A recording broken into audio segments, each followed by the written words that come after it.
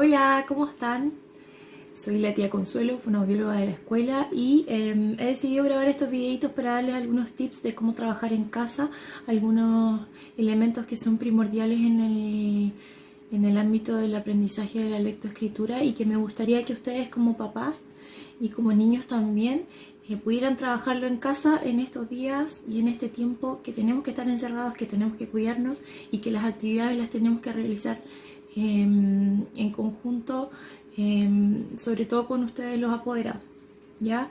El tema que vamos a hablar hoy día es acerca del discurso narrativo, que es básicamente la habilidad para contar un cuento, la habilidad para narrar una historia o la habilidad para narrar algún hecho vivido a lo largo del día o a lo largo de la vida.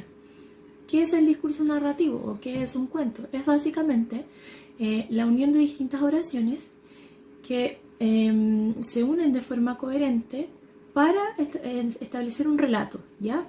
Y este relato, este cuento, este discurso va a tener tres partes: la presentación, los episodios y el final. En la presentación se habla principalmente del personaje y del lugar físico, el espacio físico donde este personaje se mueve y donde se van a narrar los hechos. Además, se presenta el obstáculo que va a tener este personaje a lo largo de la narración. Luego tenemos los episodios, y los episodios es toda la historia y todo lo que va a vivir este personaje principal para superar este obstáculo vivido y este obstáculo que se le ha presentado. De tal manera que como tercer elemento del discurso narrativo aparece el final, y en el final vamos a lograr que este personaje principal, a través de los episodios, consiga resolver este problema que se le presentó. Entonces, el discurso narrativo va a estar formado por oraciones que se unen coherentemente entre sí y que relatan una presentación, episodios y un final en torno a un personaje principal. ¿Por qué los fonoaudiólogos trabajamos el discurso narrativo en etapa prebásica y básica? Principalmente porque consideramos que es el mejor predictor de éxito escolar y que favorece la comprensión lectora, ¿ya? Además, estimula el aprendizaje de la lectoescritura, ya que existe una fuerte relación entre el desarrollo narrativo y el aprendizaje emergente del lenguaje escrito. Además, contribuye de forma importante a la comprensión oral, la cual luego se va a transformar en comprensión de lectura, y sabemos que a medida que vamos avanzando en la etapa escolar, la comprensión de lectura se hace importantísima. Además, fortalece el desarrollo del lenguaje oral, lo cual va a impulsar y va a promover que los niños mantengan interacción social y se comuniquen con los demás. Va a favorecer también el relato de experiencias personales, lo cual hará que los niños organicen los sucesos de su vida para poder relatarlos. Y muy importante también es que el aprendizaje de las etapas y de la estructura del discurso narrativo va a fomentar el desarrollo de la memoria de trabajo y las funciones ejecutivas, dos elementos muy, pero muy importantes en la etapa de vida escolar y en el aprendizaje de la lectoescritura. Existen dentro del discurso narrativo distintos facilitadores de la elaboración de un discurso. Sin embargo, yo me voy a centrar específicamente, para que ustedes puedan trabajar en casa, en cómo trabajar sobre un cuento.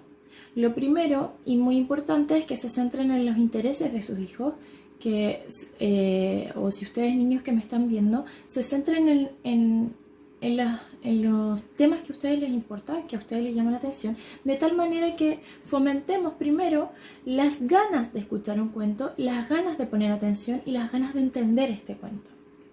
Para darles un ejemplo, yo escogí un cuento que se llama ¿Dónde están mis puntos?, que principalmente narra la historia de esta chinita que se ensucia, va a la casa de sus papás, se baña y en vez de usar jabón usa un limpiador muy fuerte que le borra las manchas de una de sus alas. Entonces él, asustado porque sus amigos ya no lo iban a querer, ya no lo iban a tratar como antes, decide quedarse encerrado en su casa. Pero ya habían pasado muchos días y realmente esta chinita estaba aburrida y quería salir. Así que decidió pintarse los circulitos negros de su cuerpo. El problema era que llovía. Y como llovía, ella sabía que se iba a mojar y que los círculos negros se iban a borrar. Sin embargo, decidió salir igual a jugar con sus amigos porque verdaderamente estaba aburrido.